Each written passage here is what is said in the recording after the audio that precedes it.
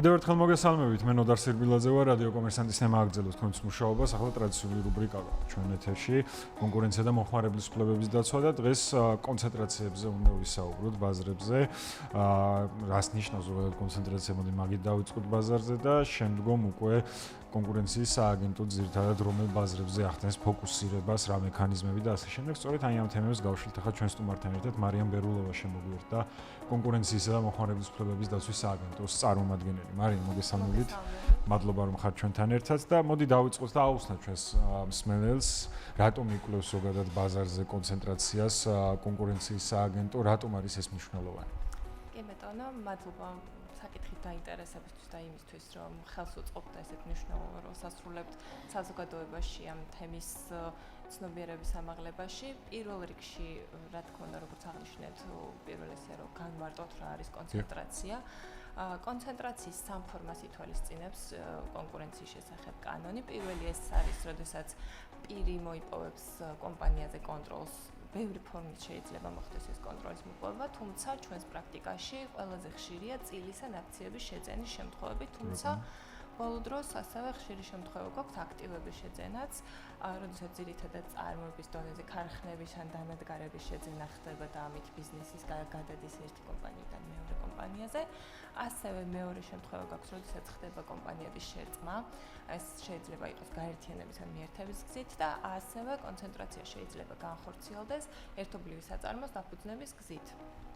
რა თქმა უნდა, ყველა ასეთ შემთხვევას სააგენტო არ ავალდებულებს მხარეებს, რომ ასეთი ტრანზაქციების შესახებ აცნობოს, რადგან წელიწადში 1000-ობით და 10000-ობით ესეთი ტრანზაქცია ხორციელდება და სააგენტოს მიზანი არის მხოლოდ ისეთი კონცენტრაციები შეისწავლოს, რომლებმაც შეიძლება რაიმე გზით დააზიანონ კონკურენტული გარემო ან კონკურენტული ბაზარზე ზეგავლენა. დიახ, და აი უხეშად რომ ვთქვათ, მხოლოდ ესეთი მსხვილი ტრანზაქციების განხილვას ახდენს სააგენტო და ასეთი მსხვილი კრიტერიუმი არის მათი ერთობლივი შემოსავლები.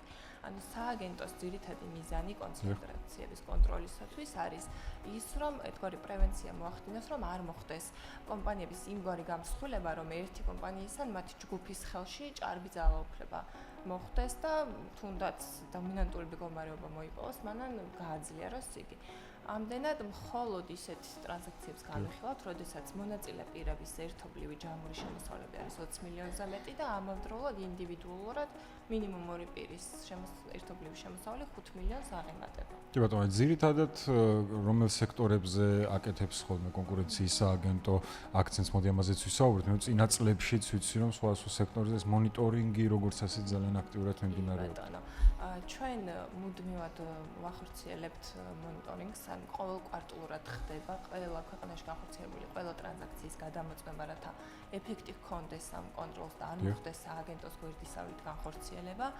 აბსოლუტურად ყველა ტრანზაქციის შემოწმება ხდება თავდაპირველ ეტაპზე, მიუხედავად იმისა, თუ რომელ სექტორში განხორციელდა და მას შემდეგ, რაც გამოიკვეთება ეს და აკმაყოფილდება ეს კრიტერიუმები, უკვე ხდება კომუნიკაცია ამ კომპანიებთან, იმიტომ რომ შესაძლებელია რაღაც საგამონაკლისო პირობები არსებობდეს და გავათავისუფლოთ ამ შეტყობინების ვალდებულებისგან. თუმცა როგორც აღნიშნეთ, საკმაოდ მრავალფეროვანია ის სექტორები, რომელთაც განხორციელებული კონცენტრაციებიც განიხილა სააგენტომ ბოლო წლებში. საკმაოდ დატვირთულია სამშენებლო სექტორი და ასევე მასთან მაგალითად ბეტონისა და ცემენტის ბაზრები ბოლო წლებში რამდენიმე ესეთი კონცენტრაცია ჰქონდა. ეხლა ბოლო შემთხვევა ჰქონდა მაგალითად ბავშვთა კვების პროდუქტებით ვაჭრობის სექტორში და ასევე ახლა უკვე დავიწყეთ წარმოება, რამდენიმე შეტყობინება შემოგვივიდა და ერთ-ერთი არის საკმაოდ საინტერესო, რა ბაზარზეც ჯერ კონცენტრაციების მიმართულებით სააგენტოს არ განუხილავს, ეს არის არმატურის წარმოების ბაზარი. ასე რომ საკმაოდ დიფერენცირებულია ეს სექტორები, რომელთა განხილვაც უწევს სააგენტოს კონცენტრაციების კონტროლის მიზნებისათვის, თუმცა როგორც მოგახსენეთ, პირველად ეტაპზე, როცა ხდება ეს მონიტორინგი და ყოველკვარტალური განხილვა, მიუხედავად იმისა, თუ რომელ სექტორში განხორციელდა, აბსოლუტურად ყველას ამოწმებს სააგენტო და იმ შემთხვევაში, თუ დადგინდება, რომ სააგენტოს გვერდისავლით განხორციელდა კონცენტრაცია სამკმაოდ მძიმე შედეგებთან არის დაკავშირებული შესაბამისი პირებისათვის. კი ბატონო, აი მძიმე შედეგებზე საოცრებად გადავთ, რომ თქვენ თქვენ ახსენეთ არმატურის ამბავი და მოკლედ ამ არმატურაზე თემები არ წყდებოდა, რაც წლებია ვადევნებთ ფალკურს პროცესებს. დაწყებული დამპინგის თემა იყო, რომ არმატურა დამპინგით შემოდის, ახლა კონცენტრაციის ნაწილიც იყო, ცალკე დამპინგის გარდა ზოგადად მე ფასებზეც რაღაცები ის ხდებოდა, მოკლედ ესეთი ძალიან აქტუალური პროდუქტი ყოფილა ჩვენთან. ხომით, ამიტომ ვნიშნე რომ კონცენტრაციების მიმართულებით არ განვიხილავს, თუმცა როგორც თქვენც მოგეხსენებათ, დემპინგის მიმართულებით საკმაოდ სიღრმისეულად შეისწავლა სააგენტომ და შესაბამისი დასკვნებიც დაიდო. ახლა უკვე სავარაუდოდ ამ ყველაფრის გავლენითაც ალბათ უფრო წარმოების მიმართულებით გაჩნდა ინტერესი და იმპორტიდან უფრო წარმოების მიმართულებით კონცენტრაციაც შემოვიდა. ხო, აქაც საინტერესო იქნება, აქ დასკვნები როგორ იქნება. აი, მარიამ, სანამ მოსალმე შედეგებზე გადავალთ, რაზეც საუბრობდით თქვენ, ასევე საინტერესოა ვისაუბროთ, აი ამ შემთხვევაში კანონის დონეზე კონკურენციის სააგენტოს უფლებამოსილების არეალი რა არის? აი პირობითად, როდესაც მაგალითად კონკურენციის სააგენტო ბაზარზე დაინახავს, რომ მაგალითად არის კონცენტრაცია, ან არის ესეთი საფრთხე იმისა, რომ დომინანტური პოზიცია მიიღოს რა თუ იმ სექტორში, რომელიღაც კომპანიამ თავისი შერწყმის შედეგად, ან რაღაცი წილის შესყიდვით სხვა კომპანიის მხრიდან ან ყიდვით საერთოდ ამ კომპანიის და ნუ მრავალი სხვადასხვა სახე შეიძლება იყოს, როგორც თქვენ აღნიშნეთ. უფლებამოსილება როგორც ასეთი, როგორ რა არეალში ვრცელდება კონკურენციის სააგენტოს.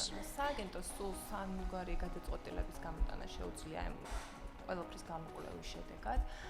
პირველი ეს შეუძლია რომ თანხმობა გასცეს, როდესაც არ არის ისეთი გარემოებები, როგორც მაგალითად შერწყმაზე ხო პირობითად? კი ბატონო, პირობითად, როდესაც უბრალოდ დაასკვნის, რომ არანაირ საფრთხეს არ ქმნის ეს ამგვარი კონცენტრაცია და არ არის ისეთი რისკები, რაც თქვენ ახლა ჩამოთვალეთ. შემდგომ თუ კი აი გამოკვეთს ისეთ რისკებს, რაც თქვენ ახლა საუბრობდით, რომ შეიძლება მოხდეს მაგალითად დომინანტური მდგომარეობის მოპოვება, ან მისი გაძლიერება, უკვე ორგვარ შედეგამდე შეიძლება მივიდეთ.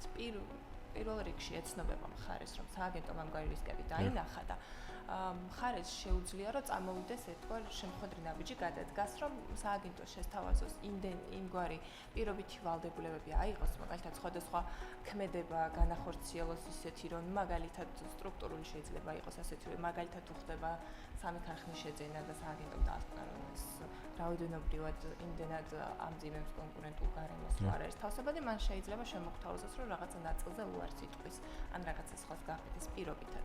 და თუ კი სააგენტო ჩათვლის, რომ ამგვარი ქმედებების განხორციელება დააბალანსებს იმ რისკებს, რაც მანამდე მან დაინახა, გასცემს თანხმობას, თუმცა მხოლოდ ამგვარი პირობების შესრულებით. და ასევე თუ კი მხარე რა თქმა უნდა არ გადადგმავს ასეთ შემთხვევაში, უარის თქმა მოუწევს სააგენტოს, ანუ არ დართავს ნებას მხარეს, რომ განახორციელოს ამგვარი კონცენტრაცია. თუმცა აქვე არის შემთხვევა აღსანიშნავი, როცა აი როგორც აღნიშნეთ, კონტროლი რაც ემსახურება, რომ არის შემთხვევები და სამწუხაროდ არც ისე ცოტა, როცა მაინც სააგენტოს გვერდისავლით ხორციელდება ამგვარი კონცენტრაციები და თუ კი უკვე ამის შემდგომ ხდება სააგენტოს მე უკვე განხორციელებული შესწავლა, რა თქმა უნდა, რომ აუკრძალოს უკვე განხორციელებულია პრაქტიკულად და ეს არანაირ შედეგს არ მოიწევს. ამიტომ თუ ეს კონცენტრაცია არ იქნა მიჩნეული კონკურენტულ გარემოსთან თავსებადად, უკვე ხდება აი თავდაპირველი მდგომარეობის აღდგენაც კი შეუძლია სააგენტოს, რომ მოითხოვოს. კი ბატონო, და აი მაგ თემაზე გადავიდეთ ზუსტად ამ შემთხვევაში თუ კი თქვენ როგორც აღნიშნეთ, გვერდისავლით ამ პირობითად სააგენტოს დასკვნოს რეკომენდაციის უგულებელყოფის შემთხვევა თუ ხდება, რა შეუძლია კონკურენციის სააგენტოს? ერთი აღნიშნეთ, რომ არსებული მდგომარეობის აღდგენის ნაწილი, თუმცა თუ არის სხვა ქმედებებიც, ესეც რო დეტალურად პირველ ეტაპზე, როდესაც უბრალოდ ხდება იმის დადგენა, უნდა ეცნობებინა თუ არა მას და ასეთ კი არ მოხდა, ამ სააგენტოს გვერდისავლით განახორციელა, აქ პირველი არის ის, რომ ჯარიმდება კომპანია. კომპანია ფიზიკური პირით შეიძლება იყოს ასეთი. კომპანიის შემთხვევაში შეიძლება წინა ფინანსური წლის ბრუნვის შემოსავლიდან ბრუნვიდან დიახ 5%-მდე შეიძლება დაჯარიმდეს, საკმაოდ სოლიდური მაჩვენებელია. შეიძლება გამოვიდეს, თუმცა იქიდან გამომდინარე, რომ უმრავლეს შემთხვევაში ჩვენთან მაინც ეს ინფორმაციის უქონლობის გამოხდება ასეთ შემთხვევებით და გაუფრთხილებლობით, მაინც დიდ ჯარიმების დაკისრებისგან სააგენტო თავს იკავებს და შედარებით უფრო სიმბოლური თანხების დაკისრება ხდება. ამასთანავე, რა თქმა უნდა, ვალდებული ხდება ეკისრება მხარეს, რომ უკვე შემდგომ წარმოადგინა შეტყობინება, რათა ის თავდაპირველი მიზანი, რაც არის ბაზარზე კონკურენტული გარემოს დაცვა, ეს შესრულდეს.